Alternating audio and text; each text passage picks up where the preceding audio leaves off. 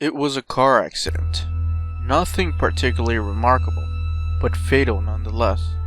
He left behind a wife and 2 children. It was a painless death. The EMTs tried their best to save you, but to no avail. Your body was so utterly shattered, you were better off. Trust me. And that's when you met me. What? What happened? You asked. Where am I? You died, I said.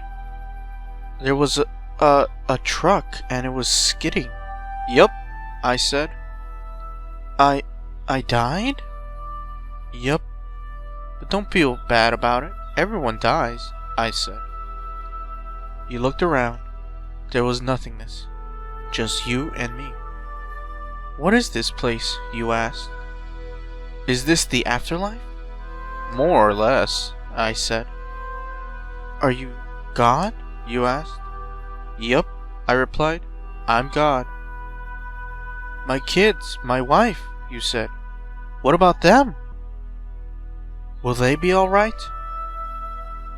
That's what I like to see, I said. You just died, and your main concern is for your family.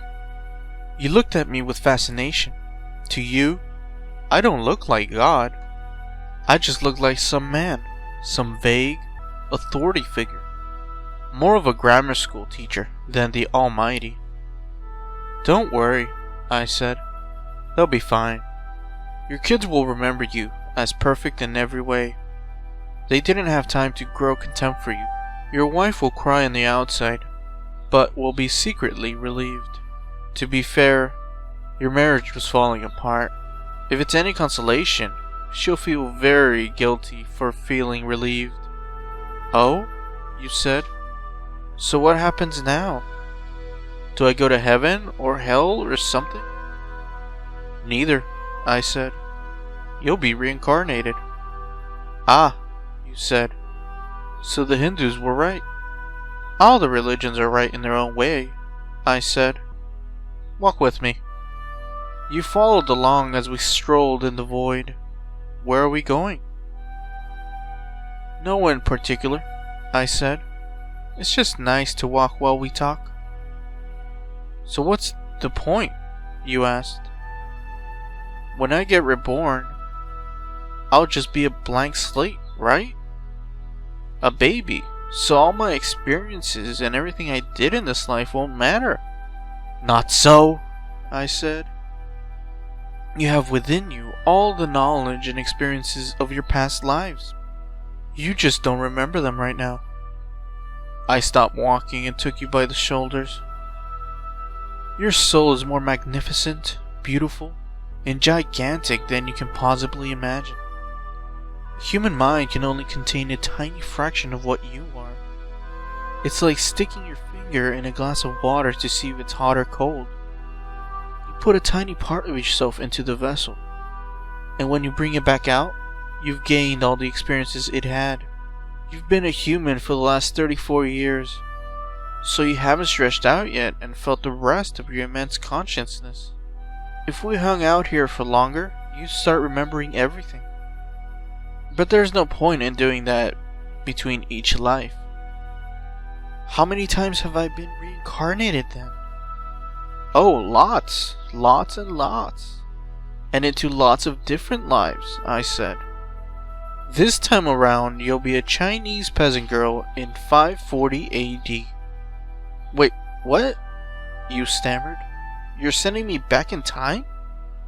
Well, I guess technically. Time, as you know it, only exists in your universe. Things are different where I come from. Where do you come from? You pondered. I come from somewhere else, and there are others like me.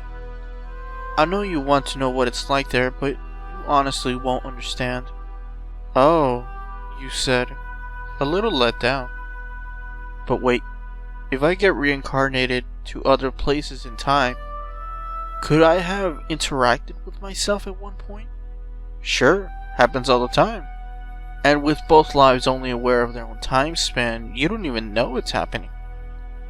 So what's the point of it all? Seriously? I asked. Seriously?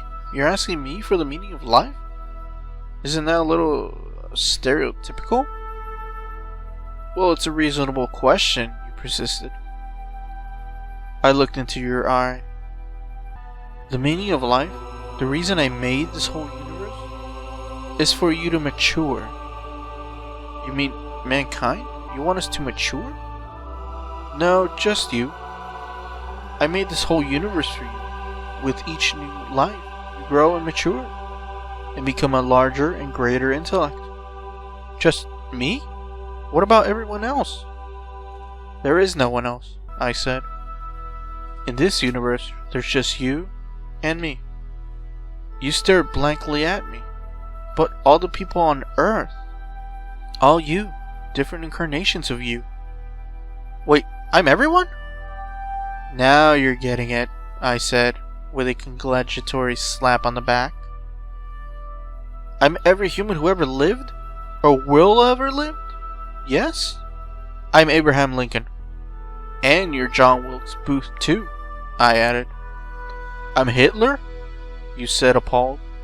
And you're the millions he killed. Every time you victimize someone, I said, you're victimizing yourself. Every act of kindness you've done it to yourself. Every happy and sad moment you've ever experienced by any human was or will be experienced by you. Why? You asked me. Why do all this? Because that's what you are. You're one of my kind. You're my child. Whoa, you said, incredulous. You mean I'm a god? No, not yet. You're a fetus. You're still growing. Once you've lived every human life throughout all time, you'll have grown enough to be born. So the whole universe, you said? It's just an egg of sorts, I answered. Now it's time for you to move on to your next life. And with that, I sent you on your way.